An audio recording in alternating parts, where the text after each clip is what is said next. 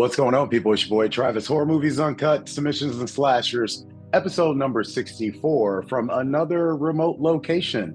But we are here because it is time for us to start digging into the countdown of Fantastic Fest 2024. If you guys been on the website, we want to thank you guys so much for all your reading, all your sharing of all the articles.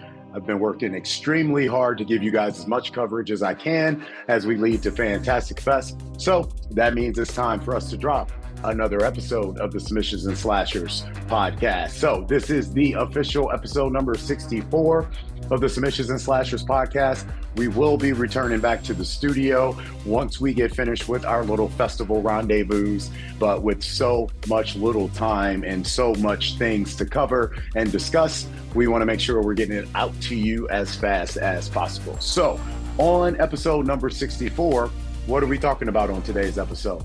Well, first and foremost, we are talking about the movie everybody's talking about today, and that is the new thriller from Lee Daniels, The Deliverance. Yes, it premiered on Netflix this weekend, and believe me, it is probably the most talked about thing on the internet outside of Flavor Aid this weekend, right?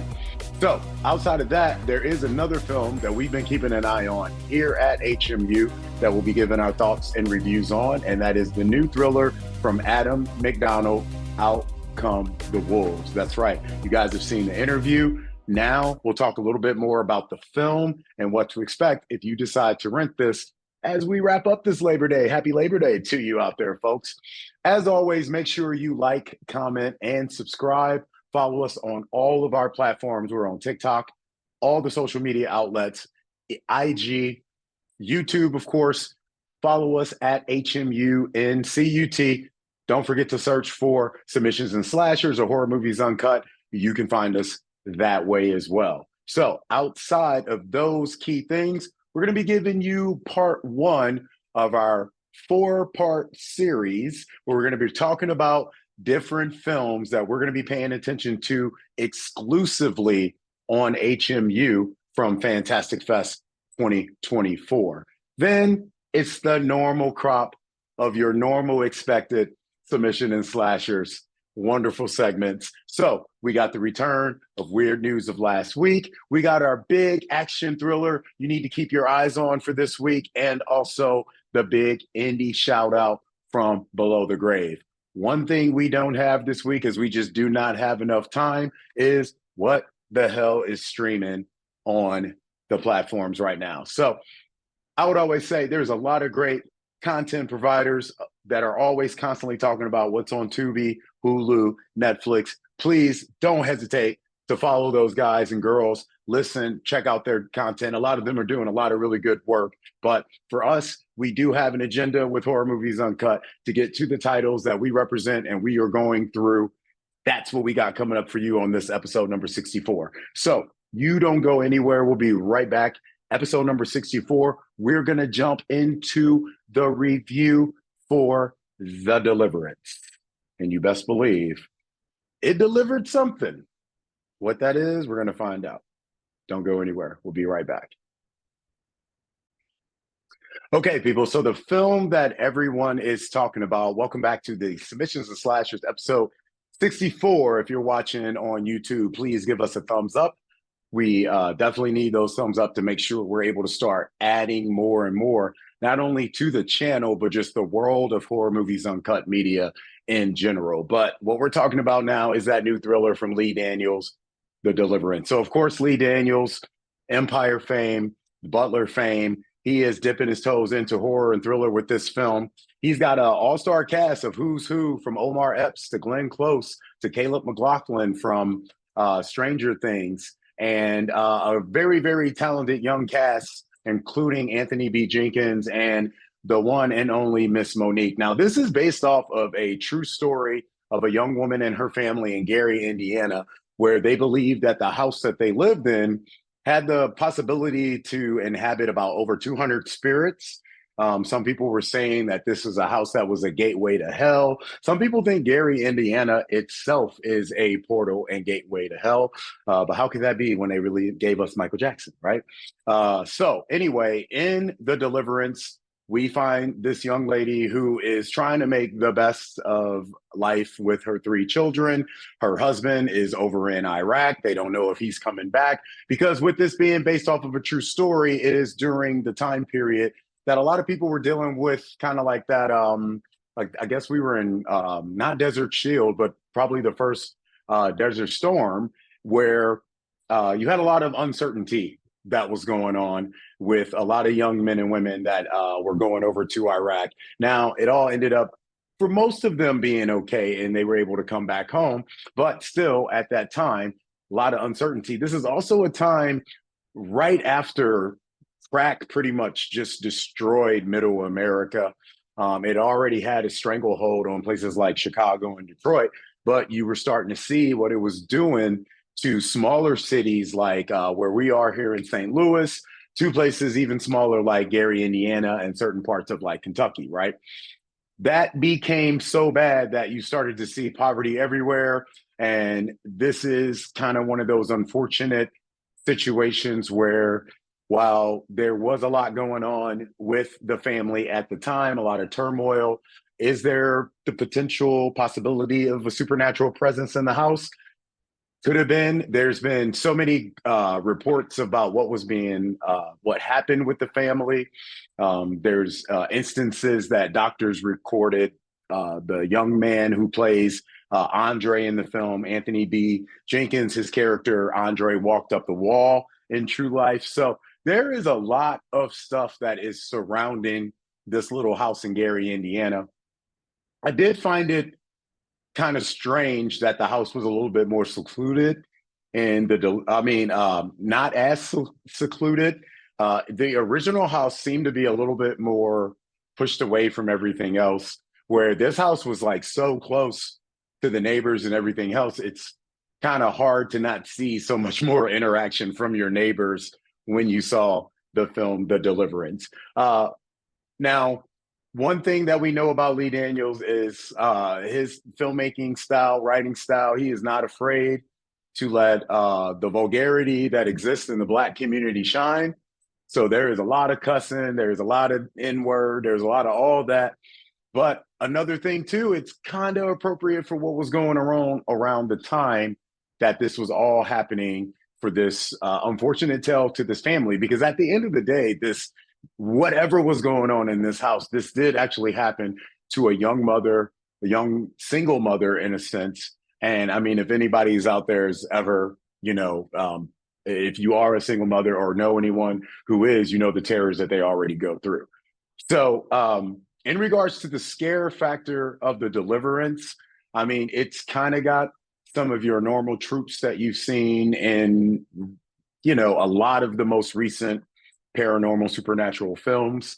There's a little jump scares in there. There's a little Jesus preaching. That's another thing too that I was kind of expecting with this movie.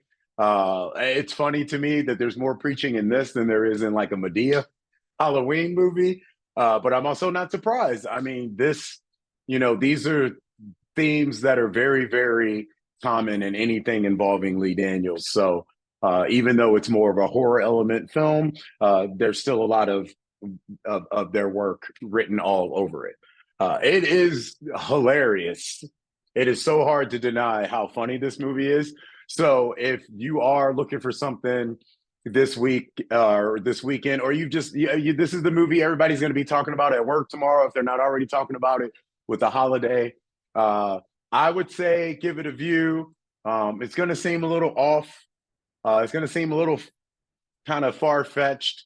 The Glenn Close situation, the mom, it's very strange. I didn't get a chance to really dig into if there was really if she's interracial.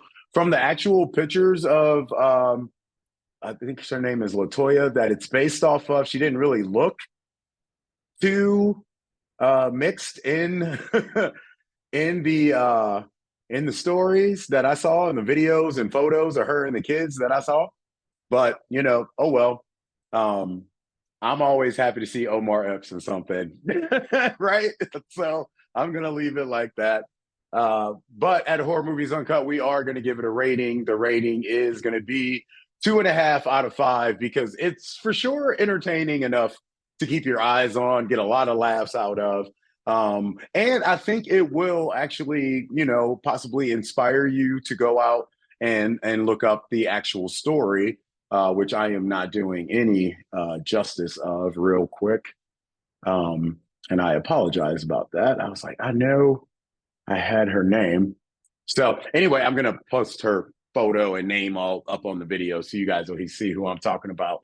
But there's a lot of great documentaries and little small videos that are on Netflix, stories coming from news stations that are on Netflix that you could check out more about the actual house and what actually happened to the family. And hey, it's just another haunted movie that James Wan and them didn't get a chance to get their hands on, first and foremost, which kind of sad when you think about it, man. You know what I mean? Because it's almost like it's almost fitting. You would think somebody like James Wan and them with The Conjuring, and I know that this house had nothing to do with like the Warrens or anything like that, but I mean, you would think it would be right up their alley to try to snag something like this. But hey, Lee did it, and we'll see what else. I know he's got some other stuff in the works, but in regards to the horror films, we shall see. All right.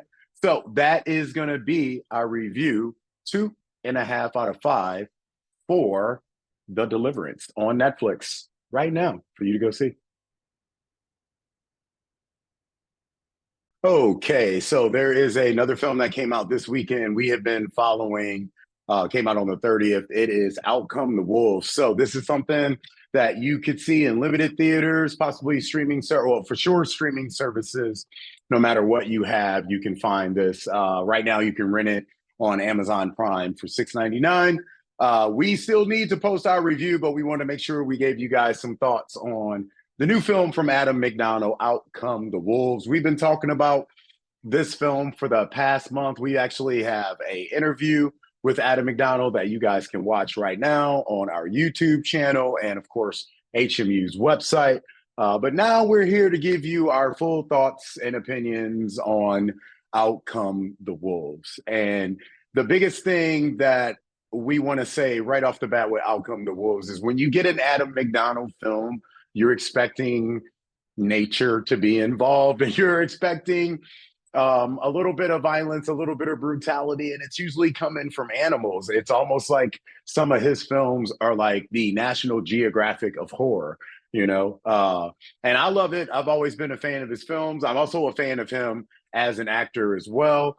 So it's always nice when you have someone that has that great ability to be on both sides of the camera because you know that it brings so much more insight to anything that they're trying to develop. So with Out Come the Wolves, Missy Prigrium, Yoris Yarsky, and Damian Runyon are the main characters. And if you don't know the story by now, because you haven't been keeping up on HMU, it's pretty much involving a young lady who has a boyfriend, fiance, that is needing to write an article about hunting for the publication that he works for. He's a journalist, big ups. We up, right?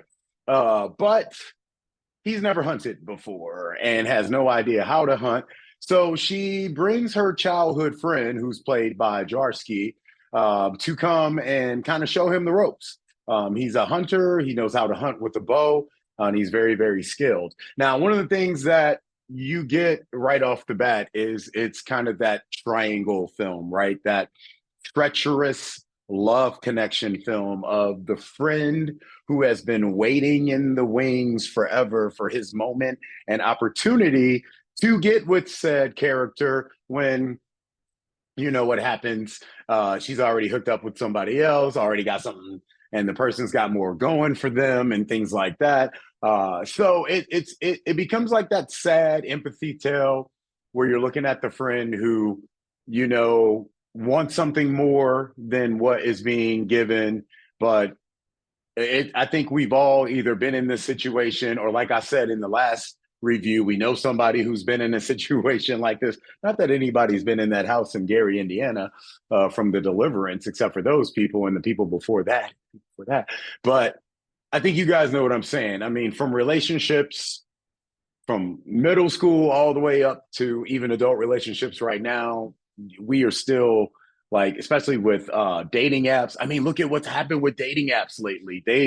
now become like friend apps because the dating portion of it is just so toxic and so tragic. And it's kind of funny. Like, hey, look, I'm here to say I've been a person that's jumped into that world myself, and I never want to go back.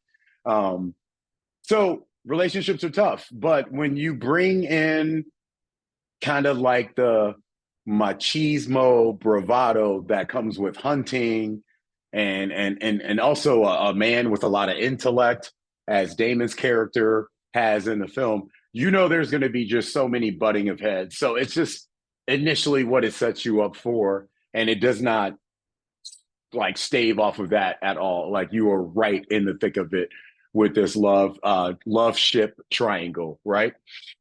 The beauty of about an Adam McDonald film is just when you are not getting enough of Missy, because my girl does do a lot of movies with him. Here comes the animals. Here comes the ferocity. Here comes the viciousness that we're all looking for in his movies. And you know, IFC Shutter. I'm not surprised that they have backed him. These films are right up their alley.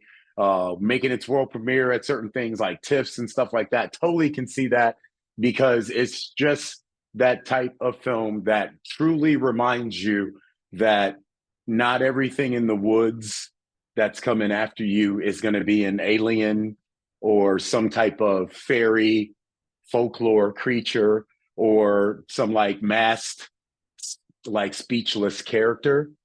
Like it just might be the goddamn wolves and bears and shit like that that lives there. You know what I'm saying? Um, so I'm a big fan of those films.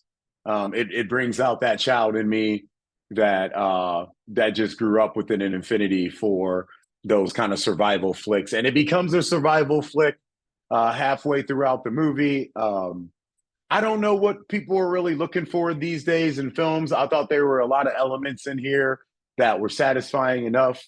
You know, overall, we gave it a 2.5, kind of for the same reasons that we gave the Deliverance 2.5. It's a lot of great entertainment value in Out Comes the Wolves, but it's also one of those things where once the story gets going, it's really not too much more they can add to the narrative. There's not too much more depth that can be added to the characters. You're just really kind of hoping for the inevitable. And unfortunately, that does start to kind of make you look at the clock when you're watching certain films. Now, I didn't feel that way throughout either one of these films, but there's enough moments where I can see that that could happen to someone else. So we still gave it a 2.5 out of 5. We think you should definitely check out Out Come the Wolves. We think you should go check out the Deliverance also.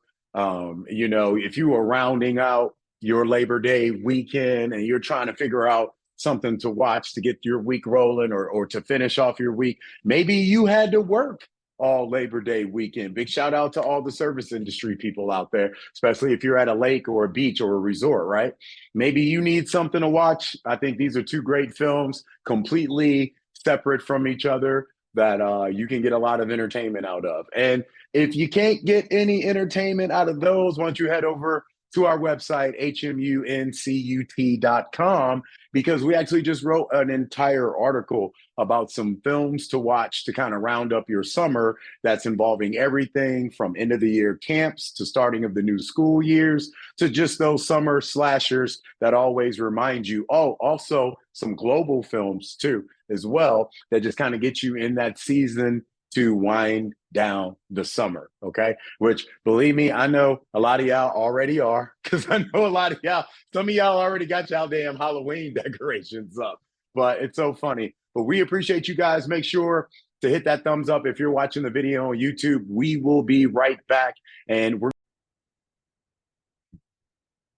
okay, people, let's wrap up episode 64 of the Submissions and Slashers podcast. Of course, Travis from the illustrious family known as Horror Movies Uncut. Make sure to follow us at HMUNCUT and to make sure to like and subscribe to our channels on Spotify, YouTube, wherever you get your podcast platforms. I am always on the deal of trying to do more of these, but I'm also trying to do a lot of other stuff with HMU. So I'm so happy you guys have tuned in. And we're going to wrap up the show pretty much talking about some of the things that you guys need to be on the lookout for. So our action thriller spotlight of this week, the film you definitely need to go see in theaters if you're an action film, is Twilight of the Warriors Walled In, which is this amazing martial arts film. It's involving refugees. It's involving areas of defunct portions that are being looked at as outcasts. I mean, there's just so much great stuff about this movie in regards to the cinematography, the action shots, the choreography, the overall aesthetics. I saw a comment on YouTube that I think sums up like the best review for this film is, this is what Kung Fu Hustle's sequel probably would have looked like. Not as over the top with some of the characterizations of things, but there's like so much to enjoy about all the different characters that you meet in Twilight of the Warriors Walled In. So please, if you are a Kung Fu martial arts fan, look for this film, watch this film. You are not going to be disappointed whatsoever. Our indie film shout out from below the grave is Red Rooms, the French film. Pascal, Plante, we've been talking a lot about this film also.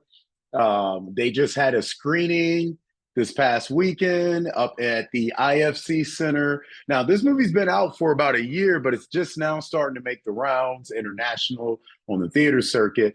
And it is probably one of the best horror films of the year. It is everything you want if you are a fan of true crime thriller, court documentaries, and serial killer fascinations, which is what we find in the film, as there's a young lady, well, actually two young ladies who are consistently going to court to watch the court trial of this notorious serial killer who possibly is linked to the Red Rooms. And Red Rooms are something that people have been talking about since the invention of the black market on the internet or the black web. You know, they're the infamous rooms where rich people pay to see like poor people or young kids or girls get tortured. And, you know, are they real? Who knows, man? It wouldn't put it past me. Hey, man, the older you get, the more fucked up you find out. You know, so I wouldn't be surprised if these were actually real. But in the film, what you'd actually get is a true story of obsession and fascination unlike any other. And man, the court case, there's a scene in that court case, man, that's just no joke. It's great. It's super great. So make sure you guys see Red Rooms. It's going to be available in limited theaters. And September 6th is when it comes out. You should be able to get it on all your social platforms, and I suggest you do. It'll probably be one of your better watches of the year. And it's just, I was taken back by it. I was like, how the hell is this film not being splashed over everywhere? So, okay. What is on next week's episode? We will continue the Fantastic Fest coverage, talking about two more films, part 2 of the part 4 series. We also will be giving reviews from the films that'll be dropping this week. We got the new film from Brandy, A24 is the front room. And then everybody's going to be going and seeing some Beetlejuice. The first reviews from Venice have all come in, and, you know, it doesn't sound like it's anything we don't expect it to be. I'm just going to be giving a little bit of tidbits. We're not really focused on that. Such a big mainstream movie. It's a family movie. I mean, yeah, of course, horror fans have always been into Beetlejuice and stuff like that. It has so many things that play into our worlds. But, you know, we'll just kind of give you guys some little thoughts and feedback on it. But definitely a more in-depth review on A24's The Front Room with Brandy and Catherine Hunter and all those crazy things that we're expecting from that film. So, people, thank you so much for tuning in. Episode number 64 is in the books. Make sure you hit that like, Hit comment down in that box. Let us know what you think, what you would like to see. We got more interviews on the way and a lot coming up from Fantastic Fest. And plus, don't forget, there's some other festivals that'll be sprinkling their way through and through. So don't be surprised if you see some coverage from some other things. We appreciate you. We are done. We are out.